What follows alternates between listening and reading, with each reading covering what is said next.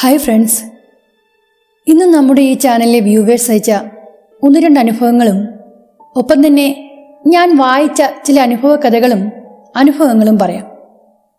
ആദ്യം ഒരനുഭവ കഥയാകാം.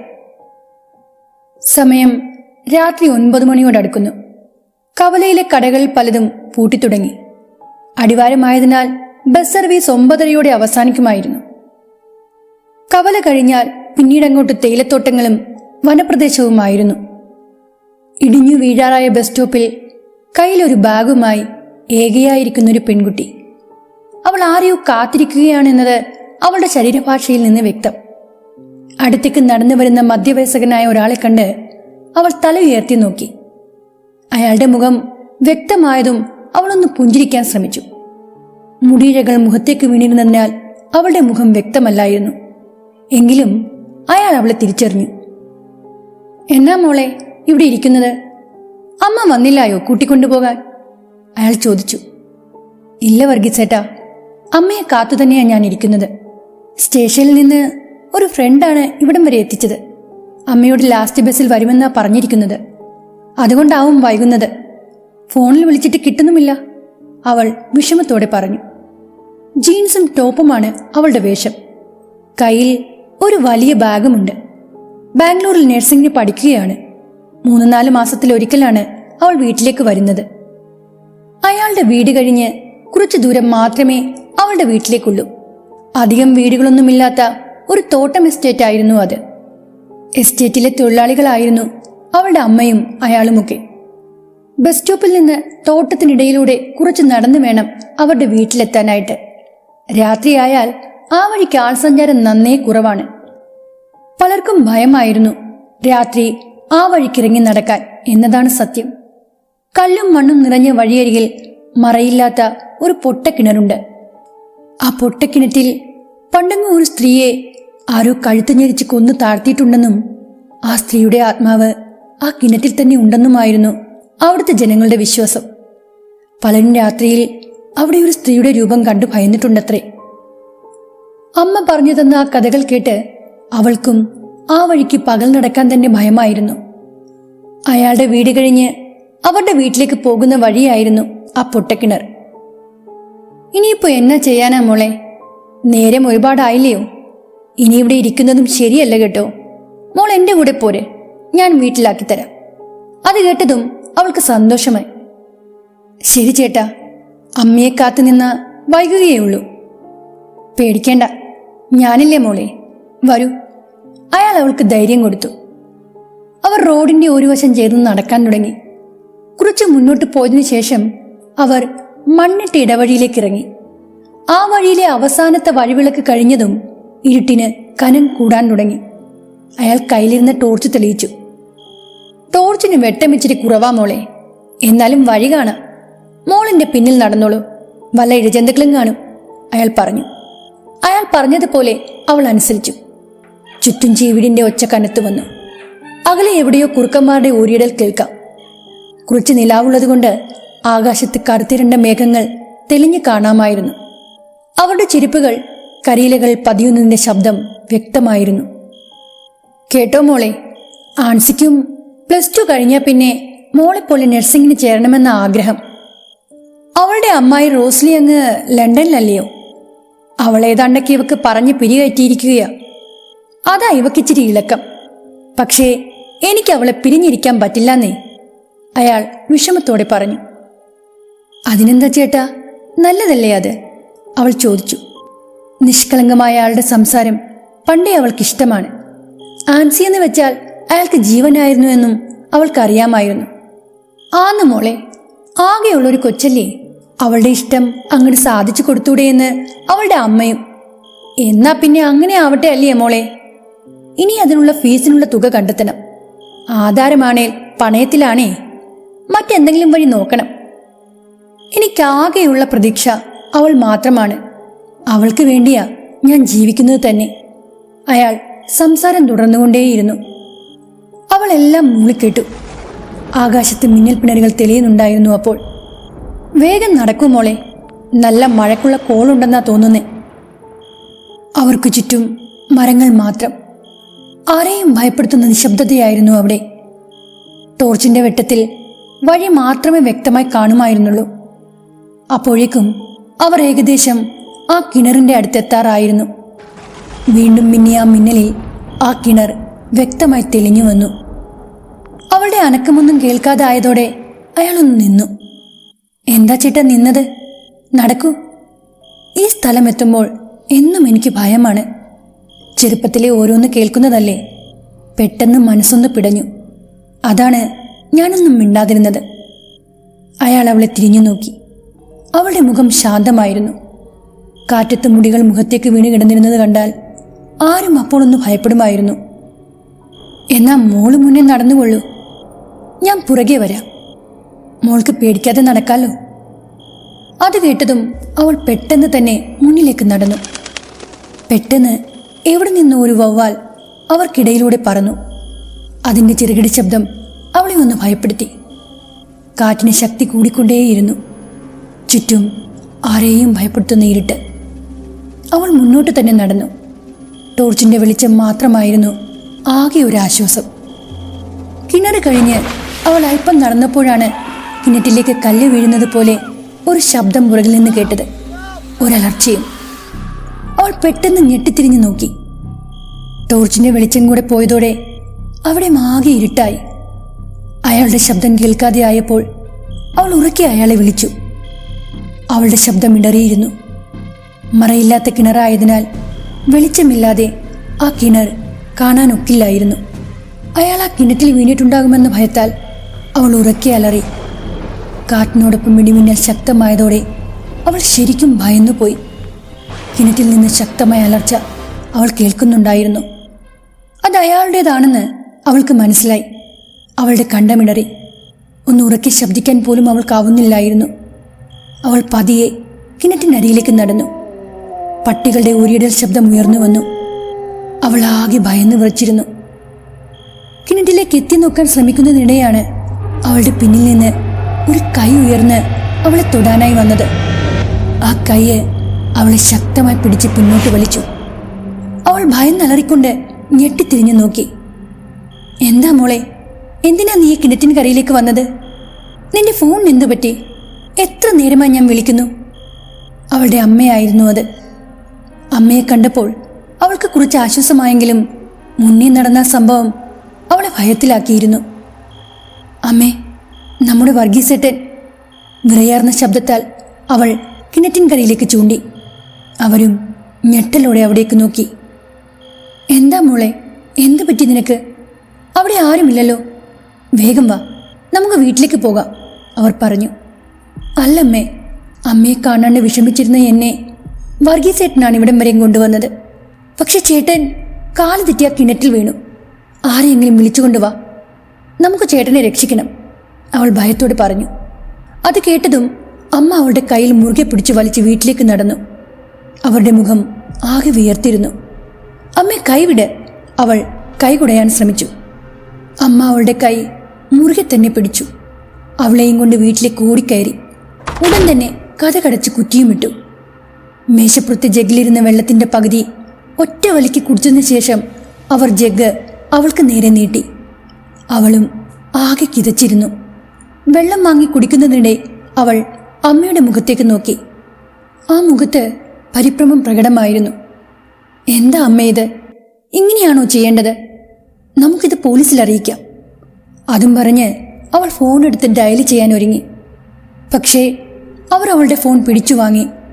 വേണ്ട മോളെ, അതിൻ്റെ ആവശ്യമില്ല, അവർ പറഞ്ഞത് കേട്ട് അവൾ അവരെ സൂക്ഷിച്ചു നോക്കി. ചേട്ടൻ അവിടെ കിടന്ന് മരിച്ചോട്ടെ എന്നാണോ അമ്മ പറഞ്ഞു വരുന്നത്? അവൾ ആശ്ചര്യത്തോടെ ചോദിച്ചു. അല്ല മോളെ, അങ്ങനെയല്ല, അവർക്ക് മുഴുമിക്കാനാവുമായിരുന്നില്ല. പിന്നെ എങ്ങനെയാണ്? എന്തായാലും തെളിച്ചു പറയൂ അമ്മേ, അവൾക്ക് പരിഭ്രമമായി. അവളോട് കാര്യം പറയുകയല്ലാതെ അവർക്കപ്പോൾ വേറെ നിവൃത്തിയില്ലായിരുന്നു. വർഗീസേട്ടൻ 2 ദിവസം മുൻപേ ആത്മഹത്യ ചെയ്തു. അവർ പറഞ്ഞത് കേട്ട് അവൾ ഞെട്ടലുടെ ചുമരിലേക്ക് ചാരി. അവൾക്കത് വിശ്വസിക്കാനാവുമായിരുന്നില്ല. എന്താ അമ്മേ പറയുന്നത്? അപ്പോൾ ഞാൻ കണ്ടത്? അവളുടെ ശബ്ദമിടറിയിരുന്നു. സത്യമാണ് മോളെ അമ്മ പറഞ്ഞത്.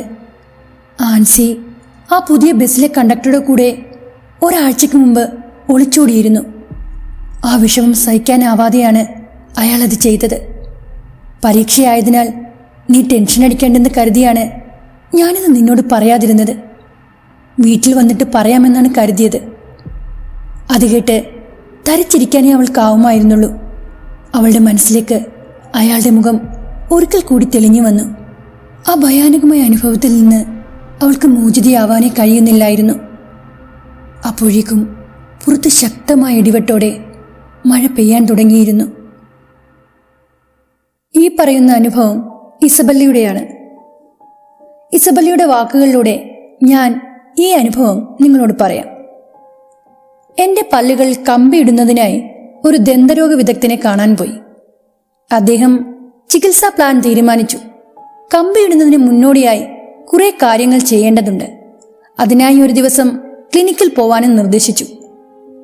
പോവേണ്ടിയിരുന്ന ദിവസം വീട്ടിൽ നിന്നും ആരും കൂടെ വരാനില്ലാത്തതിനാൽ ഞാൻ എൻ്റെ സുഹൃത്ത് നികിതയ്ക്കൊപ്പമാണ് അവിടെ പോയത്. ഏകദേശം ഒരു മണിക്കൂറുള്ള വായ തുറന്നിരിപ്പിന് ശേഷം എന്നോട് ഡോക്ടർ ഒന്ന് പുറത്തൊക്കെ 10 മിനിറ്റ് നടന്നു വരാൻ പറഞ്ഞു. കഴുത്തുവേദന വരാതിരിക്കാനായിട്ടാണ് അങ്ങനെ അദ്ദേഹം എന്നോട് പറഞ്ഞത്. ഞങ്ങൾ വെറുതെ ഒന്ന് നടക്കാൻ തീരുമാനിച്ചു. അതൊരു ഹൗസിംഗ് കോളനി ആയിരുന്നു. അടുത്തടുത്ത് വലിയ വലിയ വീടുകൾ, മുക്കിന് മുക്കിന് ബെൻഡുകൾ. ഞങ്ങൾ ഓരോ തിരിവും നോക്കി നടന്നു. തിരികെ വരാൻ വഴിതെറ്റരുതല്ലോ. അങ്ങനെ നടക്കുമ്പോൾ ഒരു വീട് ഞങ്ങളുടെ ശ്രദ്ധയാകർഷിച്ചു. 80കളിലോ 90കളിലോ പണി കഴിപ്പിച്ച രീതിയിലുള്ള ഒരു വലിയ ഇരുനില വീട്. അടുത്തൊന്നും മറ്റു വീടുകളില്ല. റോഡിന് മറുവശത്തും വീടൊന്നുമില്ല. സിറ്റിയിലെ ഹൃദയഭാഗത്ത് സെന്റിന് കോടികൾ വില വരുന്ന ഈ പ്രദേശം ഇങ്ങനെ ഒഴിവാക്കിയിട്ടിരിക്കുന്നതോർത്തപ്പോൾ എന്തോ പന്തികേട് തോന്നി. ചുറ്റുമതിലുണ്ട്, പക്ഷേ ഗേറ്റ് ദ്രവിച്ച് തകർന്നു പോയ മട്ടാണ്. പൂട്ടിയ നിലയിലായിരുന്ന ഗേറ്റെങ്കിലും കുറച്ചു ഭാഗമില്ല. ആർക്കും സുഖമായി അകത്ത് കയറാൻ സാധിക്കും. മുറ്റത്ത് നിറയെ വള്ളിപ്പടർപ്പുകൾ. അവ വളർന്ന് വീട്ടിലേക്കും കയറിയിട്ടുണ്ട്. ഒറ്റ നോട്ടത്തിൽ വള്ളികളാൽ ചുറ്റപ്പെട്ട ഒരു വീട്. ഞങ്ങൾക്ക് നല്ല ആകാംക്ഷ തോന്നി. ഞങ്ങൾ ഗേറ്റ് വഴി അകത്ത് കയറി. മുറ്റം മുഴുവനും പുല്ല് വളർന്നിട്ടുണ്ട്. കുറച്ച് ചെടിച്ചട്ടികൾ മണ്ണും പുല്ലും വളർന്ന് ഒരു മൂലക്കിരിപ്പുണ്ട്. വീടിന്റെ ചുവരിൽ വള്ളി പടർന്നു കയറാത്ത ഭാഗത്ത് ഒരു നോട്ടീസ് ഒട്ടിച്ചിട്ടുണ്ട്. ഞങ്ങൾ പതിയെ അടുത്തു പോയി നോക്കി. 4 വർഷം പഴയ KCBയുടെ വൈദ്യുതി വിച്ഛേദിക്കുമെന്നുള്ള മുന്നറിയിപ്പ്. അങ്ങനെയെങ്കിൽ 4 വർഷത്തിലധികമായി ഇതാരും ഉപയോഗിക്കുന്നില്ലേ? എന്താ ഈ വീട് ഇങ്ങനെയൊരു അവസ്ഥയിൽ? വീടിനുള്ളിൽ കയറി നോക്കാൻ തന്നെ ഞങ്ങൾ തീരുമാനിച്ചു. ഞങ്ങൾ ആ വാതിൽ തുറക്കാൻ ശ്രമിച്ചു നോക്കി. അത് ലോക്ക് ചെയ്ത നിലയിലായിരുന്നു. പൂട്ട് തുരുമ്പിച്ച പോലെ ഞങ്ങളുടെ കയ്യിൽ അതിന്റെ പൊടിയായി. ഞങ്ങൾ പുറകുവശത്തേക്ക് പോയി. അവിടെ 2 പാളിയുള്ള വാതിലിലെ മുകളിലെ പാളി കുറച്ച് തുറന്നു കിടന്നു. ഞങ്ങൾ അതുവഴി അകത്ത് കൈയിട്ട് കതക് തുറന്നു. അകത്ത് കയറി. മുഴുവൻ ഇരുട്ട്. മൊബൈൽ ഫോണിൽ ടോർച്ച് ഓണാക്കി അകത്ത് നോക്കി. കുറേ ഫർണിച്ചറുകൾ അവിടെയും ഇവിടെയുമൊക്കെ വാരി വലിച്ചിട്ടതുപോലെ. ആകെ പൊടിയും പിന്നെ വല്ലാതെ പഴകിയ ഒരു ഗന്ധവും. അകത്ത് സാധനങ്ങളൊന്നും തന്നെയില്ല. അടുക്കളയിൽ ഒരിടത്ത് കുറെ ചണച്ചാക്കുകൾ കൂട്ടിയിട്ടിട്ടുണ്ട്. കിച്ചൺ ടോപ്പ് മുഴുവൻ കറുത്ത എന്തോ പാകിയതുപോലെ. ഹാളിൽ ഒരു വശത്ത് ഒരു ഗ്ലാസ് ഇട്ട അലമാര. അതിന്റെ അകത്ത് മുഴുവൻ കറുത്ത പൊടിയും. പിന്നെ കുറെ ഷോപ്പീസുകളും. ഞങ്ങൾ ബെഡ്റൂം തുറന്ന് അകത്തേക്ക് നോക്കി. കട്ടിലുണ്ട്, മെത്തയില്ല. അലമാര തുറന്ന നിലയിലായിരുന്നു. അതിലും ഒന്നുമില്ലാത്തതുപോലെ. നികിത നമുക്ക് പോയി നോക്കിയാലോ എന്ന് ചോദിച്ചു. ഞാൻ പറഞ്ഞു, അതിലൊന്നും കാണില്ല, നമുക്ക് മുകളിൽ പോകാം. സ്റ്റെപ്പ് എവിടെയൊന്ന് നോക്ക്. അവൾ സ്റ്റെയർ കേസിലേക്ക് വിരൽ ചൂണ്ടിക്കാട്ടി. ഞങ്ങൾ മുകളിൽ പോയി. അവിടെ 3 മുറികൾ. പുറത്തേക്കുള്ള വാതിൽ, അതായത് ടെറസിലേക്കുള്ള വാതിൽ പൂട്ടിയിട്ടുണ്ട്. അതുവഴി പാരപ്പറ്റ് പോവാൻ പറ്റില്ല. ഞങ്ങൾ ആദ്യം കണ്ട മുറിയിൽ പ്രവേശിച്ചു. അവിടെ കുറെ തുണികൾ അയകെട്ടി വിരിച്ചിരുന്നു. പക്ഷെ അതൊക്കെ കാലങ്ങളായി അങ്ങനെ. 2ാമത്തെ മുറിയിലേക്ക് കയറിയതും എനിക്കൊരു കോള് വന്നു. അത് ഡോക്ടർ തിരികെ എത്താനായി വിളിച്ചതാണ്. ആ ഒച്ചകേട്ട് ആദ്യമായി ഞങ്ങളൊന്ന് പേടിച്ചു. ആ മുറിയിലും അങ്ങനെ പ്രത്യേകിച്ചൊന്നുമില്ലായിരുന്നു. കുറെ പൊടിയും ആ പഴയ ഗന്ധവും മാത്രം. ഞങ്ങൾ പുറത്തിറങ്ങാനായി തിരിഞ്ഞതും ഒരു വെളുത്ത പഞ്ഞിക്കെട്ട് പോലെ എന്തോ ഒഴുകി നീങ്ങുന്നത് ഞങ്ങൾ കണ്ടു. അത് നീങ്ങി പുകച്ചുരുൾ പോലെ അടുത്ത മുറിയിലേക്ക് പ്രവേശിച്ചു. ഞാൻ എന്താണെന്ന് നോക്കാനായി ആ മുറിയിലേക്ക് ഓടി. പുറകെ നികിതയും. പക്ഷേ ആ മുറിയുടെ അടുത്തെത്തിയതും കാതടിപ്പിക്കുന്ന ഒരൊച്ച. ഞങ്ങൾ ഞെട്ടിത്തിരികെ ഓടി. എങ്ങനെയോ സ്റ്റെപ്പ് ഇറങ്ങി വീടിന്റെ വാതിൽ തുറന്ന് വെളിയിലെത്തി. ഗേറ്റിന് വെളിയിലെത്തിയതും ഞങ്ങൾ ഒന്നുകൂടെ അവിടെ നിന്ന് ആ വീട്ടിലേക്ക് നോക്കി. മുകളിലെ ഒരു ഭാഗത്തായി ജനാലക്കരികിൽ ഒരു പുക പോലെയുള്ള മനുഷ്യരൂപം. ഞങ്ങൾ രണ്ടും പേടിച്ച് അവിടെ നിന്നോടി തിരികെ ക്ലിനിക്കിലെത്തി. ഡോക്ടറോട് കാര്യം പറഞ്ഞില്ല. അന്ന് ഞങ്ങൾ അത്ര കമ്പനിയല്ലായിരുന്നു. പിന്നീടൊരു ദിവസം ഞാൻ ആ വീടിനെ പറ്റി ചോദിച്ചു. പക്ഷെ ആ ഡോക്ടർക്ക് അങ്ങനെ ഒരു വീട് അവിടെ ഉണ്ടെന്ന് പോലും അറിയില്ലായിരുന്നു. ഇനി മറ്റൊരനുഭവം പറയാം. പ്രീഡിഗ്രി പരീക്ഷ കഴിഞ്ഞ് ജയിക്കുമോ എന്നുറപ്പില്ലാതെ വീട്ടിൽ നിൽക്കുന്ന സമയം. പക്ഷേ എന്റെ ഉപരിപഠനത്തെക്കുറിച്ച് മുല്ലപ്പെരിയാറിനെക്കുറിച്ച് എന്നതുപോലെ ഒരിക്കലും അവസാനിക്കാത്ത നിരന്തര ചർച്ചകൾ മാതാപിതാക്കൾക്കിടയിൽ നടന്നു വന്നിരുന്നു. അതവസാനം പരസ്പരം അവരവരുടെ വീട്ടുകാരെ കുറ്റം പറയുന്നതിലെത്തി അടിച്ചു പിരിയും. അത് ഈ വിഷയത്തിലെന്നല്ല, ഏത് വിഷയത്തിലായാലും 2 രൂപയ്ക്കുള്ള അരിവിതരണം താമസിച്ചാൽ പോലും അതങ്ങനെ തന്നെയായിരിക്കും. പക്ഷേ അവർ ഒറ്റക്കെട്ടാകുന്ന ഏക കാര്യം വീട്ടിലെ കന്നുകാലി നോട്ടം എന്റെ തലയിലാവുന്നതിലായിരുന്നു. അച്ഛൻ കന്നുകാലികളുടെ കാര്യത്തിൽ മനുഷ്യത്വമില്ലാത്ത മൃഗസ്നേഹിയായിരുന്നു. കൂട് നിറയെ കന്നുകാലികൾ. പക്ഷേ അവയെ നോക്കുന്ന ഉത്തരവാദിത്തം എനിക്കും. രാവിലെ കറവ തൊട്ടു തുടങ്ങും. മഴക്കാലമാണെങ്കിൽ പറയുകയും വേണ്ട. അതിരാവിലെ മഴയത്ത് തൊഴുത്തിൽ ചാണകത്തിൽ മുങ്ങി മൂത്രത്തിൽ കുളിച്ചു നിൽക്കുന്ന പശുക്കളുടെ ഇടയിലേക്ക് കയറുന്ന ആ സുഖം അനുഭവിച്ചവർക്കറിയാം. ചാണകം മുക്കിയ വാലുകൊണ്ട് കൃത്യമായി മുഖത്ത് തന്നെ അടിക്കാൻ അവയ്ക്കൊരു പ്രത്യേക കഴിവ് തന്നെയുണ്ട്. സോപ്പും വെള്ളത്തിൽ മണിക്കൂറുകൾ കിടന്നാൽ പോലും ആ മണം പോകില്ല. അങ്ങനെ ഇരിക്കെ ഒരു മരണവാർത്ത അറിയിച്ചുകൊണ്ടൊരു ഫോൺ അയലത്തെ വീട്ടിൽ വന്നു. എന്റെ വല്യമ്മയുടെ അനിയത്തി താമസിച്ചിരുന്നത് അതേ പഞ്ചായത്തിൽ തന്നെയായിരുന്നു. അവരുടെ ഭർത്താവിന്റെ അമ്മ അവരുടെ വീട്ടിൽ വന്നു. 5-ാം പക്കം അറ്റാക്ക് വന്ന് മരിച്ചു. പരമാവധി ഒഴിവാകാൻ നോക്കിയെങ്കിലും അമ്മയോടൊപ്പം എനിക്ക് പോകേണ്ടി വന്നു. ചെണ്ടപ്പുറത്ത് കോലുവെക്കുന്നിടത്തെല്ലാം പോകുന്നവനെന്ന് പലപ്പോഴും ആരോപിതനാകാനുള്ള ഞാൻ ഒഴിവാക്കിയിരുന്ന ഏക സ്ഥലം മരണവീടായിരുന്നു. ഇന്ന് വരെയും ആരെയും അറിയിക്കാത്ത ഭീരുത്വം തന്നെയായിരുന്നു കാരണം. പക്ഷേ പിന്നീട് ആലോചിച്ചപ്പോൾ പോകുന്നതാണ് നല്ലതെന്ന് എനിക്ക് തോന്നി. ഈ ചാണകമണത്തിൽ നിന്നും ഒരു ദിവസം ഒരു താൽക്കാലിക മോചനം കിട്ടുമല്ലോ. എന്റെ അമ്മയുടെ വീടിന്റെ അടുത്താണ് മരിച്ച വല്യമ്മയുടെ തറവാട് വീട്. അവിടെയായിരിക്കും ശവസംസ്കാരം. അമ്മ ഏതായാലും അത്ര ദൂരം പോകില്ല. അപ്പോൾ ഈ പേരിൽ അവിടെ പോയി ഒരാഴ്ച അടിച്ചു പൊളിച്ചു വരാം എന്നത് ഒരു ഗൂഢലക്ഷ്യവുമായിരുന്നു. മെയിൻ റോഡിൽ നിന്ന് 5 കിലോമീറ്റർ ഉള്ളിലായിട്ടാണ് ഇവരുടെ വീട്. ജീപ്പാണ് ഗതാഗത മാർഗം. കർണാടകയുടെ അതിർത്തി പ്രദേശമാണ്. അയൽവാസികളിൽ ഭൂരിഭാഗവും മലയാളത്തെക്കാൾ മറാഠി, തുളു സംസാരിക്കുന്ന നായ്ക്കന്മാർ വിഭാഗത്തിൽപ്പെട്ട ആളുകൾ. ഞങ്ങൾ എത്തുമ്പോൾ കുറച്ചാളുകൾ മാത്രമേ വീട്ടിലുള്ളൂ. മുറ്റത്ത് കൂടി നിൽക്കുന്നവർ അയൽവാസികളായ നായ്ക്കന്മാരാണ്. പ്രേതഭൂത പിശാചുക്കളിൽ വിശ്വാസമുള്ള ഇവർ പൊതുവെ മരണവീടുകളിൽ പോകാറില്ല. ഔപചാരികമായ ആദരവ് ബോഡിക്ക് നൽകിയ ശേഷം അമ്മ അകത്ത് സ്ത്രീകൾക്കിടയിലേക്ക് പോയി. ഇവരുടെ മറ്റു ബന്ധുക്കൾ ആരും ഈ പ്രദേശത്തില്ലാത്തതിനാൽ മരിച്ച ഉടനെ നല്ലൊരു കരച്ചിൽ കേൾക്കാനുള്ള ഭാഗ്യം വല്യമ്മയ്ക്കുണ്ടായില്ല. എന്നാൽ വിവാഹശേഷം സുകുടുംബത്തിൽ കരയാൻ മാത്രം അവകാശമുള്ള പെൺമക്കൾ കരച്ചിലിന്റെ സെക്ഷനൊക്കെ കഴിഞ്ഞ് തറവാട്ടിൽ ബോഡി കൊണ്ടുവരുന്നതും കാത്തിരിക്കുന്നുണ്ട് എന്ന കാര്യം വല്യമ്മയ്ക്ക് മരിച്ചു കിടക്കുമ്പോഴും സന്തോഷം നൽകുന്നുണ്ടാവും. ഞാൻ പരിചയക്കാർക്ക് മരണവീട്ടിലെ 0 വാട്ട് ചിരി കൈമാറി പരിചയം പുതുക്കി മുറ്റത്തങ്ങനെ ചുറ്റിപ്പറ്റി നിന്നു. വീട്ടുകാർ ബോഡിക്ക് ചുറ്റും നിന്ന് അതൊരുക്കുന്ന, എടുക്കുന്ന, ആംബുലൻസിൽ കയറ്റുന്ന കാര്യത്തിലെ അഭിപ്രായ ഭിന്നതകൾ പരിഹരിക്കുകയാണ്. കല്യാണ വീടായാലും മരണവീടായാലും സമാനത ഉള്ളത് അഭിപ്രായ ഭിന്നതകളിലാണല്ലോ. ആരും വല്യമ്മയെന്ന് പറയുന്നില്ല. ഇപ്പോൾ അത് വെറും ബോഡി മാത്രം. ജനിച്ച ശേഷം മനുഷ്യന് സ്വന്തം വ്യക്തിത്വം നഷ്ടമാകുന്ന ഒരു നിമിഷമാണ് ഇത് എന്നെനിക്ക് തോന്നിപ്പോയി. ഇനി ശവസംസ്കാരം കഴിയുന്നതുവരെയും വല്യമ്മ വെറും ബോഡി മാത്രം. അത് കഴിഞ്ഞാൽ അവർ വീണ്ടും വല്യമ്മയായിത്തീരും, ഓർമ്മയായി മാത്രം. എനിക്ക് ഈ കാര്യങ്ങളിലൊന്നും റോളില്ലാത്തതുകൊണ്ട് ഞാൻ ആംബുലൻസിനോടൊപ്പം വന്ന ഒരു ജീപ്പിൽ കയറി സീറ്റ് പിടിച്ചു. പൊടുന്നിനെ ചുറ്റുപാടും നോക്കിക്കൊണ്ട് മുൻവാതിക്കൽ അമ്മ പ്രത്യക്ഷപ്പെട്ടു. എന്നെ തിരയുകയാണെന്ന് മനസ്സിലായ ഞാൻ ഇറങ്ങി അടുത്തേക്ക് ചെന്നു. എടാ, നീ ശവമടക്കിന് പോകണ്ട. ഏതായാലും നമ്മളിവിടെ വന്ന് ബോഡി കണ്ടില്ലേ? നീ ഇവിടെ നിൽക്കണമെന്നാ കുഞ്ഞമ്മ പറയുന്നത്. ഇവിടെ ഒത്തിരി ജീവികളുള്ളതല്ലേ, അതിനൊക്കെ ആരെങ്കിലും തീറ്റ കൊടുക്കണ്ടേ? ഇവർക്കെല്ലാം പോവാതിരിക്കാനാവുമോ? ആ ജോർജും കാണും നിനക്ക് കൂട്ടിന്. ഞാൻ ഏതായാലും വീട്ടിലേക്ക് പോകുക. അവിടെ ഉണ്ടല്ലോ കുറേ എണ്ണം. വാങ്ങിക്കൊണ്ട് വരാനല്ലാതെ പോറ്റാൻ നിന്റെ അച്ഛൻ അറിയത്തില്ലല്ലോ. എന്റെ മറുപടി കാത്തു നിൽക്കാതെ അമ്മ പോയി. എന്റെ ഒരു രാശി.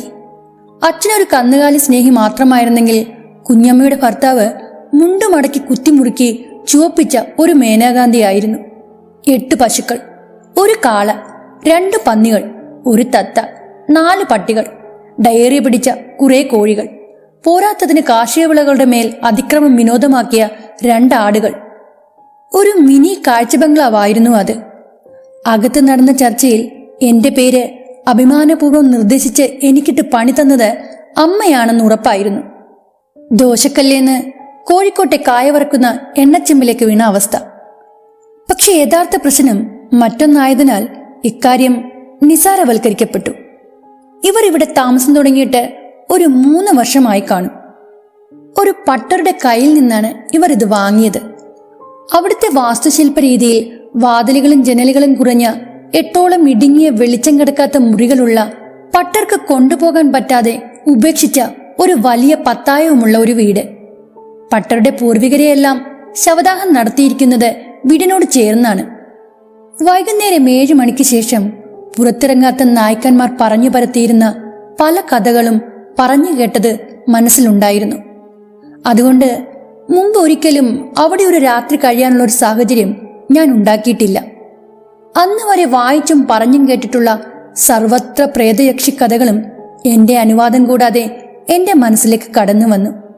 എന്നെ ചിന്തയിൽ നിന്നുണർത്തി ഒരു ജീപ്പിലേക്ക് കയറിക്കൊണ്ട് കുഞ്ഞമ്മ പറഞ്ഞു, മോനെ, എല്ലാം നോക്കിക്കോണേ, ആ ജോർജ് ഒരു ഉഴപ്പന. ഞാനൊരു യന്ത്രവനെ പോലെ തലയാട്ടി. വാഹനങ്ങൾ മെല്ലെ എന്റെ കണ്ണിൽ നിന്നും മറഞ്ഞു. അവയ്ക്ക് പുറകെ അവിടെ നിന്നിരുന്ന അയൽവാസികളും ഒന്നിനു പുറകെ ഒന്നൊന്നായി ഒരവസരത്തിനായി കാത്തിരുന്നത് പോലെ തിടുക്കത്തിൽ നടന്നു മറഞ്ഞു. സമയം വൈകുന്നേരം 5:30 കഴിഞ്ഞിരുന്നു. ഞാൻ സാവധാനം വരാന്തയിൽ തളർന്നിരുന്നു. ജോർജ് ചേട്ടനെ അവിടെയെങ്ങും കാണുന്നുമില്ല. കന്നുകാലികളെല്ലാം ഊഴമിട്ട് സംഗതിയോട് നന്നായി സാധകം ചെയ്യുന്നുണ്ട്. വല്യമ്മയുടെ മരണം ആ നിമിഷം ഏറ്റവും കൂടുതൽ ബാധിച്ചിരിക്കുന്നത് അവരെയാണ്. എല്ലാ ഡെയിലി ഷെഡ്യൂളും തെറ്റി വയറ് കരയുന്നത് അവരുടേതാണല്ലോ. മുറ്റത്തുള്ള ഒരു കൂട്ടിലെ 2 നായ്ക്കൾ നല്ല ഉറക്കമാണ്. രാവിലെ മുതൽ അവിടേക്ക് വന്നവരെ നോക്കി കുരച്ച് തളർന്നിരിക്കാം. കൂട്ടത്തിൽ ചെറിയവനായ 3-മൻ സ്വന്തം വാല് കടിച്ചു പിടിച്ച് വട്ടം കറങ്ങി ഓൺലൈൻ ഗെയിം കളിക്കുന്നു. 4-മൻ എന്നെ നോക്കി വാലാട്ടുകയാണ്. ഞാൻ ശ്രദ്ധിക്കുമ്പോൾ വാലാട്ടിന്റെ സ്പീഡ് കൂടും. താഴെ കമുകിൻ തോട്ടത്തിൽ നിന്ന് 2-3 അടക്കയും കൊണ്ട് ജോർജ് ചേട്ടൻ കയറി വന്നു. ഇതിനു മുമ്പ് ഞാൻ ഒരു തവണ പുള്ളിയെ കണ്ടിട്ടുണ്ട്. ഇവരുടെ അകന്ന ബന്ധുവാണ്. ഒരു മദ്യപാനി എന്ന നിലയിൽ പരിസരങ്ങളിൽ പേരെടുക്കാൻ പുള്ളി തന്റെ കഴിവിന്റെ പരമാവധി ശ്രമിച്ച് വിജയിച്ച ആളാണ്. മോനെ, ഞാൻ മൃഗങ്ങൾക്ക് വല്ലതും തിന്നാൻ കൊടുത്തേച്ച് വരാം. എന്നിട്ട് നമുക്ക് ആ റൂമൊക്കെ ഒന്ന് വൃത്തിയാക്കണ്ടയോ? ഇതും പറഞ്ഞ് പുള്ളി തൊഴുത്തിലേക്ക് പോയി. അപ്പോഴാണ് ഞാൻ വീടിനകത്തേക്ക് ശ്രദ്ധിക്കുന്നത്. വരാന്തയിൽ നിന്ന് കടക്കുന്ന വീതി കുറഞ്ഞ നീളത്തിലുള്ള റൂമിലാണ് ബോഡി കിടത്തിയിരുന്നത്. വെള്ള തുണി വിരിച്ച് ഒരു കട്ടിൽ നിറയെ വാടിയ പുഷ്പങ്ങളും റീത്തുകളും, കത്തിത്തീർന്ന 1-2 മെഴുകുതിരികളും കുറെ ചന്ദനത്തിരികളും, ഒരു ചെറിയ മേശയിൽ ഒരു കുരിശു രൂപം വെച്ചിരിക്കുന്നു. ആ മുറി ആകെ ഒരു മരണത്തിന്റെ ഗന്ധം നിറഞ്ഞു നിന്നിരുന്നു. അക്കാലത്ത് കിട്ടിയിരുന്ന ചന്ദനത്തിരികൾക്ക് ഒരു ഫ്ലേവർ മാത്രമായിരുന്നു.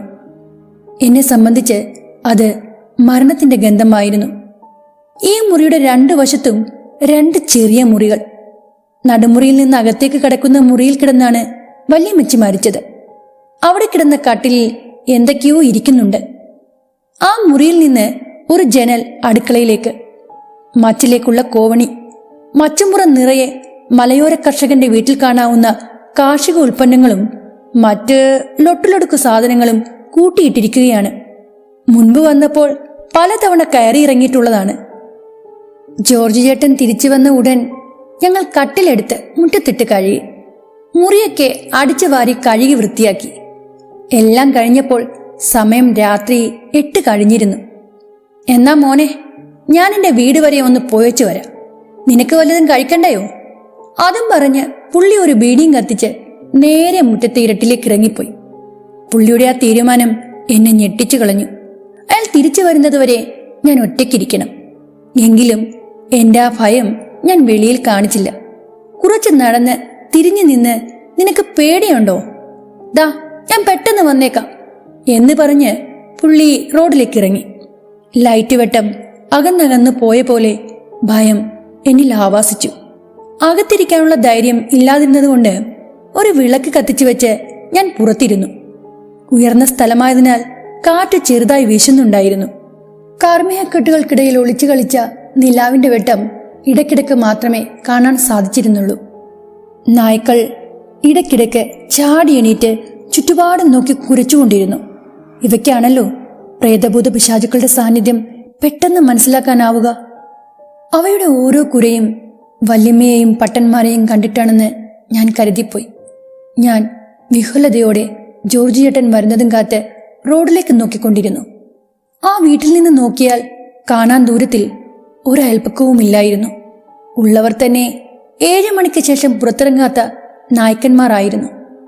അവർക്കപ്പോൾ അർദ്ധരാത്രിയായി കഴിഞ്ഞിരുന്നു. ഒരു ധൈര്യത്തിന് നായ്ക്കളെ തുറന്നു വിട്ടാലോ എന്ന് ആലോചിച്ചു.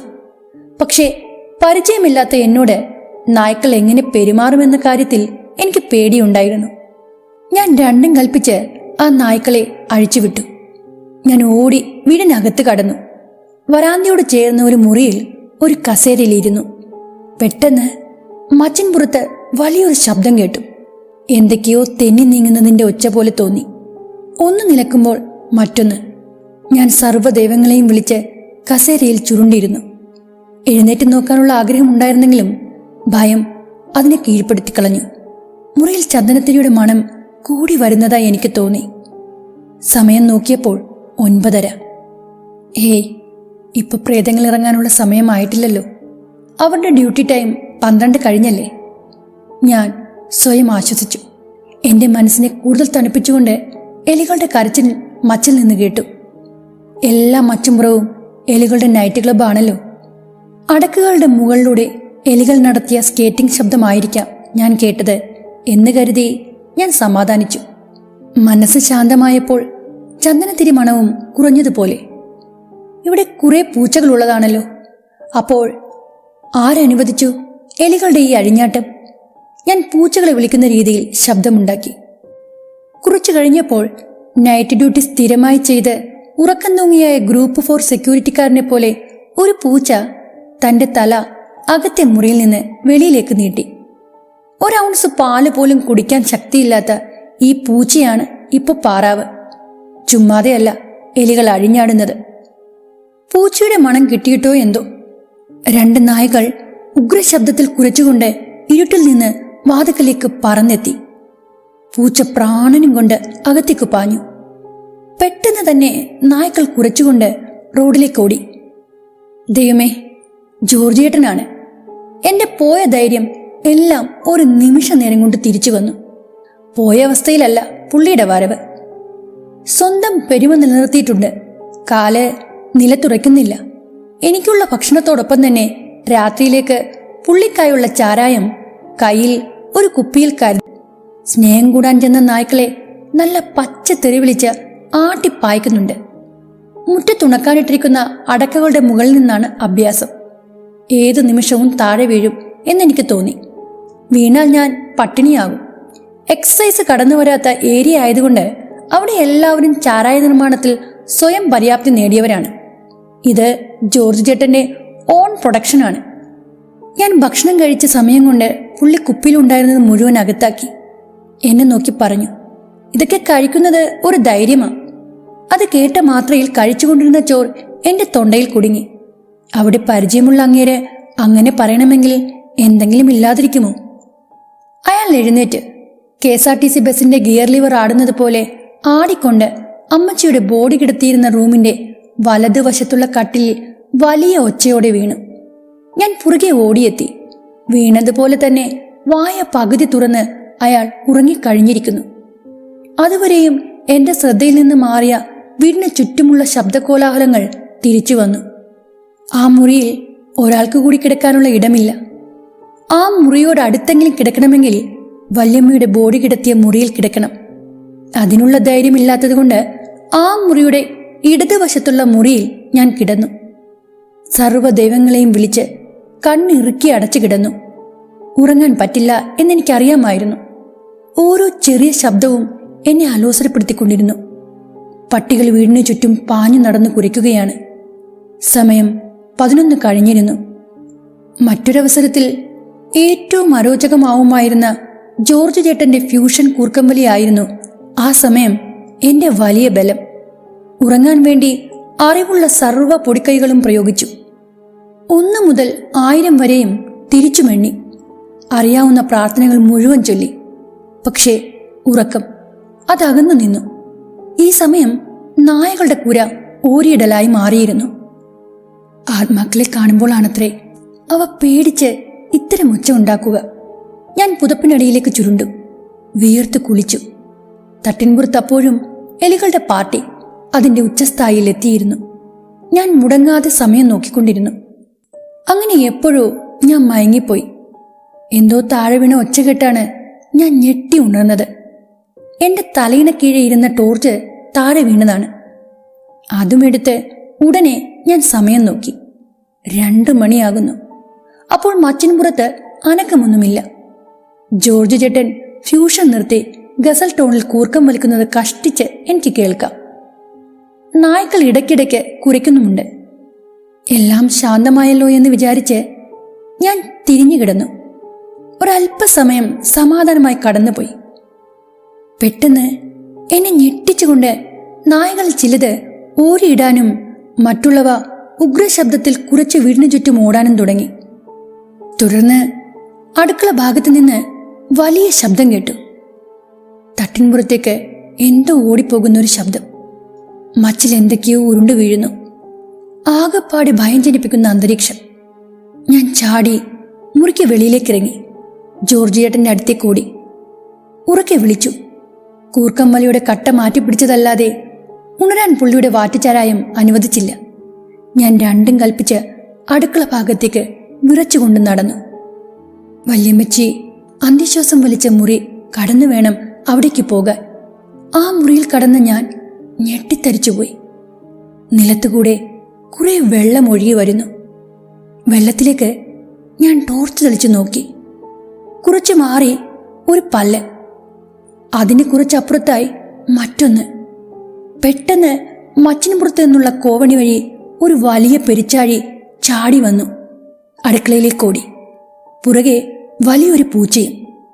എലിയുടെ പുറകെ പൂച്ച വന്ന് ചാടിയത് ആ പല്ലിന്റെ മുകളിലേക്കായിരുന്നു. അത് തെറിച്ച് എന്റെ കാൽച്ചുവട്ടിൽ വീണു. പൂച്ച ഒരു നിമിഷം എന്നെ തുറച്ചു നോക്കിയിട്ട് എലിയുടെ പുറകെ ഓടിപ്പോയി. ഇതെല്ലാം നിമിഷങ്ങൾ കൊണ്ട് കഴിഞ്ഞു. എന്റെ സർവ്വ രോമകൂപങ്ങളും ഭയത്താൽ എണീറ്റു നിന്നു. ഞാൻ എന്റെ കാലിന്റെ അടുത്തേക്ക് വീണ വസ്തുവിൽ സൂക്ഷിച്ചു നോക്കി. എന്നിൽ നിന്നൊരു ദീർഘനിശ്വാസം പുറത്തേക്ക് വന്നു. അതൊരു വെപ്പുപല്ല് സെറ്റായിരുന്നു. അപ്പുറം മാറിക്കിടന്നത് അതിന്റെ ബാക്കി ഭാഗവും.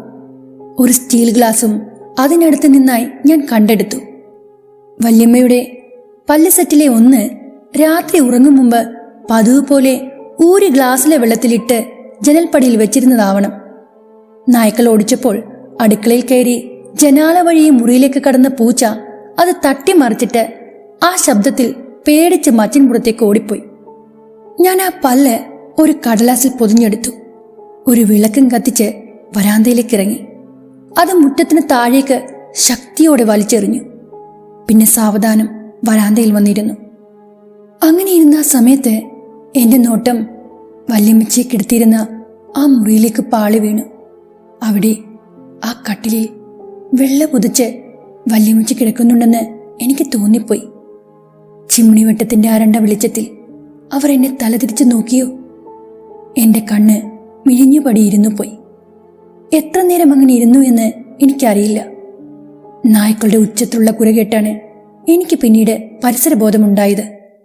ആ സമയം വെളുത്ത പുക പോലെയുള്ള ഒരു നീലൻ മനുഷ്യരൂപം മുറ്റത്തെ വേലിക്കപ്പുറത്തേക്ക് കാറ്റിനൊപ്പം ഒഴുകി മാറുന്നത് ഒരു മിന്നായം കണക്കെ ഞാൻ കണ്ടു. ഓടി നടന്ന നായ്ക്കൾ പടിക്കലേക്ക് നോക്കി ഉച്ചത്തിലപ്പോൾ ഓരിയിട്ടു.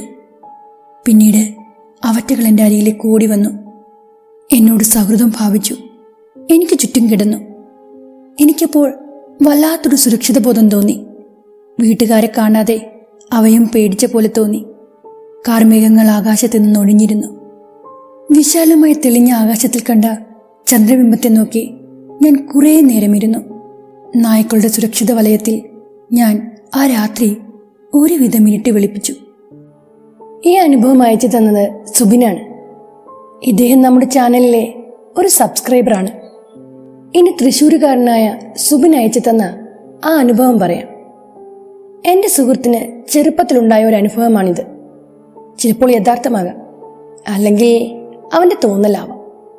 വീട് പണി നടത്താൻ വേണ്ടി തൽക്കാലം വാടക വീട്ടിലേക്ക് മാറാൻ തീരുമാനിച്ചു. അന്ന് ഇന്നത്തെ പോലെയല്ല, വാടക വീടുകൾ കുറവാണ്. ഒരു 10-14 കൊല്ലമായി കാണും. അങ്ങനെ ഒരു വാടക വീടൊക്കെ കിട്ടി. ഒരു വലിയ പറമ്പിന്റെ നടുക്ക് ഒരു ഇരുനിലയുള്ള ഓടിട്ട വീട്. അയൽപക്കമൊന്നുമില്ല. പിന്നെ ആ പറമ്പിന്റെ അങ്ങേ അറ്റത്ത് ഒരു വീടുണ്ട്. ആ വീട്ടുകാരെ കൊണ്ട് ഒരു ഉപകാരവുമില്ല. വീടിന്റെ വാതിൽ 4 പാളിയാണ്. ഞാൻ ആദ്യമായിട്ടാണ് അങ്ങനത്തെ വീട്ടിൽ താമസിക്കുന്നത്. അടുക്കള, കിടക്കുന്ന ഹാള് കഴിഞ്ഞ് പിന്നെ വേറൊരു ചെറിയ മുറി, അത് കഴിഞ്ഞ് വേറെ ഒരു വഴി. അതിലൂടെയൊക്കെ പോയിട്ട് വേണം അടുക്കളയെത്താൻ. അന്ന് അടുക്കള കണ്ടുപിടിക്കാൻ എന്ത് പാടായിരുന്നു. ഇന്നത്തെ പോലെ അറ്റാച്ച്ഡ് ബാത്റൂം ഇല്ല. പുറത്തൊരു മൂലയ്ക്കാണ് ബാത്റൂം. 5 റൂമൊക്കെ ഉണ്ട്. അതിലൊക്കെ വന്ന ദിവസം മാത്രം ഒന്ന് തുറന്നു നോക്കി. പിന്നെ വേറെ ഒരു റൂം താക്കോലിട്ട് പൂട്ടിയിരിക്കുന്നു. അതൊക്കെ നോക്കിക്കണ്ട് ഞങ്ങൾ ഹാളിൽ കിടന്നു. ഫാമിലി 4 പേർ. അതിന്റെ തട്ടിൻമുകളിൽ വവ്വാലുകളും മരപ്പട്ടിയുമൊക്കെയുണ്ട്. ഞങ്ങൾ തന്നെ പരസ്പരം പറഞ്ഞു, ഇതെന്തോ പ്രേത ബംഗ്ലാവ് പോലെ ഉണ്ടല്ലോ എന്ന്. ആ വീടിന്റെ പല സ്ഥലങ്ങളിലും അവിടെ മുമ്പ് താമസിച്ചവരുടെ സാധനങ്ങൾ കിടപ്പുണ്ട്. രാത്രിയായാൽ ഞങ്ങൾ എല്ലാവരും ഒരുമിച്ച് കിടക്കും. കിടന്നാൽ ഉറക്കം വരുന്നതുവരെ പട്ടി ഓരിയിടൽ, കൂമങ്കരയിൽ, വവ്വാലിന്റെ കരച്ചിൽ, ഇതൊക്കെ കേട്ടുകൊണ്ടായിരിക്കും ഞങ്ങളുടെ ആ കിടപ്പ്. കറണ്ട് ഇടക്കിടക്ക് പോയിക്കൊണ്ടിരിക്കും. ആ സമയത്ത് ചൂട് കാരണം കാറ്റ് കിട്ടാൻ ജനൽ തുറന്നിടും. ആ വീട്ടിൽ രാത്രി ഭയങ്കര നിശബ്ദതയാണ്. രാത്രി ഉറക്കം വരാതെ ഇരിക്കുമ്പോൾ ജനൽ വഴി പുറത്തേക്ക് നോക്കി കിടക്കും. ചുറ്റുവട്ടവും നിറഞ്ഞു നിൽക്കുന്ന ആ കനത്ത ഇരുട്ടിലേക്ക് നോക്കുമ്പോൾ വല്ലാത്തൊരു ഭയം തോന്നും. ഇരുണ്ടും മൂടിക്കെട്ടിയ ആകാശം, കാർമേഘത്തിൽ പൊതിഞ്ഞ ചന്ദ്രൻ. ചില മേഘങ്ങൾക്ക് ഭീകരമായ രൂപങ്ങളാണ്. ഉറങ്ങി നേരം വെളുത്താൽ ഭാഗ്യമെന്ന് കരുതാം. അവിടെ ഞങ്ങൾ ഉറങ്ങുമ്പോൾ ഇടയ്ക്ക് ഉറക്കത്തിൽ പല ദിവസവും പെങ്ങൾ ഉച്ചത്തിൽ കരഞ്ഞുകൊണ്ട് ഞെട്ടി ഉണരാറുണ്ട്. എന്നിട്ട് അവൾ കരഞ്ഞു പറയും, ഒരു കറുത്ത രൂപം കഴുത്തിൽ ഞെക്കിയെന്ന്. ഇതൊക്കെ കേൾക്കുമ്പോൾ എനിക്ക് വല്ലാത്ത പേടി തോന്നും. ഒരു ദിവസം ആ പറമ്പിൽ പുല്ലരിയാൻ വരാറുള്ള ഒരു അമ്മുമ്മയോട് ഇക്കാര്യം പറഞ്ഞപ്പോൾ അതേതോ പിശാചാണെന്ന് അവർ പറഞ്ഞു. അടുത്തുള്ള ഒരു അമ്പലത്തിൽ താമരമാല വഴിപാട് കൊടുക്കാൻ പറഞ്ഞു. ആ വീട്ടിൽ അതല്ലാതെ പല പ്രശ്നവും ഉണ്ടെന്നാണ് അവർ പറഞ്ഞത്.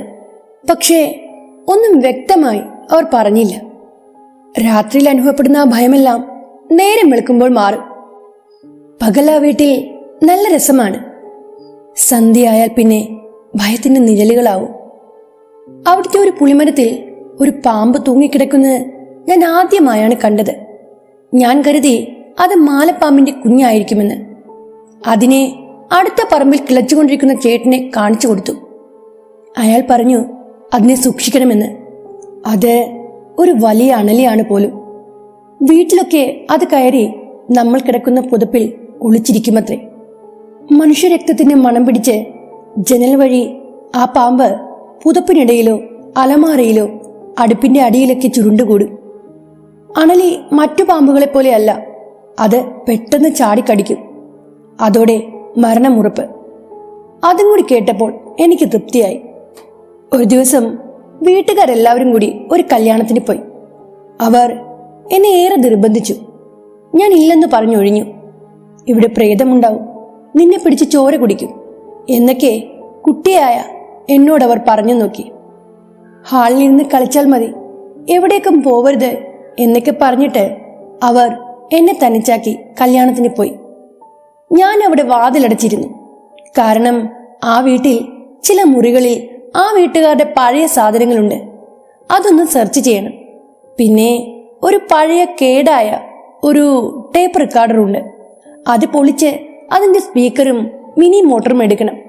അതാണ് എൻ്റെ പ്ലാൻ. പകൽ ആ വീട്ടിൽ എനിക്കൊരു പേടിയും തോന്നാറില്ല. അങ്ങനെ വീട്ടുകാർ പോയ തക്കം നോക്കി ഞാൻ എൻ്റെ തിരച്ചിൽ തുടങ്ങി. നല്ല ത്രില്ല്. ഓരോ റൂമിലും കയറി നോക്കി. ഓരോരോ സാധനങ്ങൾ കാണുമ്പോഴും കിട്ടുമ്പോഴും തിരച്ചിൽ നടത്തുന്നതിന് വല്ലാത്തൊരാവേശമുണ്ടായി. അങ്ങനെ തിരഞ്ഞ് തിരഞ്ഞ് താഴിട്ട് പൂട്ടിയ ഒരു റൂമിലെത്തി. അവിടെ അതിൻ്റെ അടുത്ത് അതിൻ്റെ താക്കോൽ തൂക്കിയിട്ടിരുന്നു. അതെടുത്ത് വാതിൽ പതിയെ ഞാൻ തുറന്നു. അവിടെ മുഴുവൻ മാറാലയായിരുന്നു. അവിടെ ഒരു കട്ടില് കണ്ടു. ആ കട്ടിലിൽ സ്ത്രീകളുടേതെന്ന് തോന്നിക്കുന്ന കുറേയധികം വസ്ത്രങ്ങൾ കൂട്ടിയിട്ടിട്ടുണ്ടായിരുന്നു. ഞാൻ ചുറ്റും നോക്കി. കുറേയധികം സാധനങ്ങൾ അവിടെ ഇവിടെ വാരി വലിച്ചിട്ടിട്ടുണ്ടായിരുന്നു. പിന്നെ ഒരു യുവതിയുടെ ഫോട്ടോ മാലയിട്ട് ഭിത്തിയിൽ തൂക്കിയിരിക്കുന്നു. അത് കണ്ടതും എനിക്ക് വല്ലാത്ത പേടി തോന്നി. ഞാൻ തിരിഞ്ഞോടി. ഓടുന്തോറും പുറകിൽ ആരോ ഉള്ളതുപോലെ. അടുക്കളയിൽ നിന്ന് പാത്രങ്ങൾ മറിഞ്ഞടിച്ച് നിലത്തേക്ക് വീഴുന്ന ശബ്ദങ്ങൾ കേട്ടതോടുകൂടി ഞാൻ പിറകോട്ട് നോക്കാതെ പേടിച്ചു വിറച്ച് അവിടെ നിന്ന് ഓടി. അങ്ങനെ ഹാളിലെത്തി. വാതിൽ കുറ്റിയിട്ടിരിക്കുകയാണ്. അത് ഞാൻ തുറക്കാൻ നോക്കി. വെപ്രാളത്തിൽ തുറക്കാനും പറ്റുന്നില്ല. അങ്ങനെ ഒരുവിധം വാതിൽ തുറന്ന് മുറ്റത്തേക്ക് ഓടി. അപ്പോഴാണ് പേടിക്ക് ഒരയവ് വന്നത്. പിന്നെ അവർ വരുന്നത് വരെ ഞാൻ മുറ്റത്തു തന്നെ ഇരുന്നു. അവർ അകലെ നിന്ന് വരുന്നത് കണ്ടപ്പോഴേ എനിക്ക് ആശ്വാസമായി. അവരുടെ അടുത്തേക്ക് ഓടി ഞാൻ കാര്യം അവരോട് പറഞ്ഞു. അവർ കുറെ ചീത്ത പറഞ്ഞു. നിന്നോട് എവിടേക്കും പോവല്ലേ എന്ന് പറഞ്ഞതല്ലേ. പിന്നീട് അവരും ആ റൂമിൽ പോയി നോക്കി. ഞാൻ തുറന്നു നോക്കിയ ആ റൂം അവരടച്ചു വെച്ചു. അവർക്കും ആ റൂം കണ്ടപ്പോൾ വല്ലാത്തൊരു പേടി തോന്നി. രാത്രിയായാൽ ഞങ്ങൾ എന്നും പ്രാർത്ഥിച്ചിട്ടാണ് ഉറങ്ങുന്നത്. അന്ന് രാത്രി തട്ടിന്റെ മുകളിൽ നിന്ന് വല്ലാത്ത ശബ്ദങ്ങളൊക്കെ കേട്ടു. ഞങ്ങൾ ആരും ഉറങ്ങാതെ തന്നെ കിടന്നു. ആ നിശബ്ദതയിൽ ഞങ്ങളുടെ പേടിയും നെഞ്ചിടിപ്പും വല്ലാതങ്ങ് കൂടി. ആ ഫോട്ടോയിൽ കണ്ട പെണ്ണിന്റെ രൂപം എൻ്റെ മനസ്സിലേക്ക് ഓടി വന്നു. ദൈവത്തെ മനസ്സിൽ വിളിച്ച് വിളിച്ച് എങ്ങനെയോ അന്ന് ഞാൻ ഉറങ്ങി. പിന്നെ കുഴപ്പമൊന്നും ഉണ്ടായില്ല. ശബ്ദങ്ങളൊക്കെ പരിചയമായി. കയ്യിൽ എപ്പോഴും മന്ത്രിച്ച ചരട് അതിനുശേഷമുണ്ട്. ഒരു ദിവസം ഞാൻ വീട്ടിലെ എന്തോ സാധനം പൊട്ടിച്ചതിന് വീട്ടുകാരാകെ കലിപ്പിലായി. ഞാൻ പിണങ്ങി തൊട്ടപ്പുറത്തുള്ള ഒരു റൂമിലെ കട്ടിലിൽ ഒറ്റയ്ക്ക് പോയി കിടന്നു. വീട്ടുകാരുള്ള വാശിക്ക് ഒറ്റയ്ക്ക് കിടന്നപ്പോൾ പേടി തോന്നിയില്ല. അങ്ങനെ ഞാൻ കിടന്നപ്പോൾ പെട്ടെന്ന് അങ്ങോട്ട് ഉറങ്ങിപ്പോയി. ആ സമയത്ത് ഞാനൊരു സ്വപ്നം കണ്ടു. ആ പൂട്ടിയിട്ട മുറിയിൽ വീണ്ടും ഞാൻ കയറുന്നു. ആ മുറിയിൽ ഞാൻ കയറിയപ്പോൾ പെട്ടെന്ന് അതിൻ്റെ വാതിൽ അടഞ്ഞുപോയി. നോക്കുമ്പോൾ ആ ഫോട്ടോയിൽ കണ്ട പെണ്ണ് ശവം പൊതിഞ്ഞു കെട്ടിയതുപോലെ നിന്നിട്ട് എന്നെ നോക്കിച്ചിരിക്കുന്നു. വലിയ 2 തേറ്റപ്പല്ലുകൾ അതിന്. കഴുത്തിലൊരു കയർ കെട്ടി ആ കയർ നിലത്ത് കിടക്കുന്നു, പോത്തിനെ കെട്ടിയിട്ടതുപോലെ. ഇത് കണ്ട് പെട്ടെന്ന് ഞാൻ ഞെട്ടി ഉണർന്നു. മുറിയിൽ വല്ലാത്ത ഇരുട്ട്. കട്ടിലിന് ചുറ്റും ആരോ നടക്കുന്നത് പോലെ. കട്ടിലിനടിയിൽ ആ ഫോട്ടോയിലുള്ള പെണ്ണ് കിടക്കുന്നത് പോലെയുള്ള ചിന്തകൾ. ഞാൻ ഇറുക്കി കണ്ണടച്ചങ്ങനെ കിടന്നു. കണ്ണടച്ചപ്പോൾ കൂടുതൽ ഭയം. അതെ, ഇനി രക്ഷയില്ല. ആ റൂമിൽ എന്തോ ഉണ്ടെന്ന് 100% എനിക്ക് മനസ്സിലായി. കണ്ണു തുറന്ന് വീട്ടുകാരെ അലറി വിളിക്കാൻ പോയതും എൻ്റെ മുന്നിൽ ഒരു കറുത്ത രൂപം തൂങ്ങിയാടുന്നു. ഞാൻ ഉറക്കെ നിലവിളിച്ചു. വീട്ടുകാർ ലൈറ്റിട്ട് എൻ്റെ അടുക്കലേക്ക് ഓടി വന്നു. ഞാൻ കാര്യം അവരോട് പറഞ്ഞു. എന്നിട്ട് എന്നെ അവരുടെ കൂടെ അവർ കിടത്തി. നേരം വെളുത്തപ്പോൾ വീടിൻ്റെ മൂലക്കുള്ളൊരു വീട്ടിൽ പോയി കാര്യം പറഞ്ഞു. എന്നിട്ട് ആ വീട്ടുകാരോട് ചോദിച്ചു, ആ വീടിന് വല്ല പ്രശ്നവും ഉണ്ടോ എന്ന്.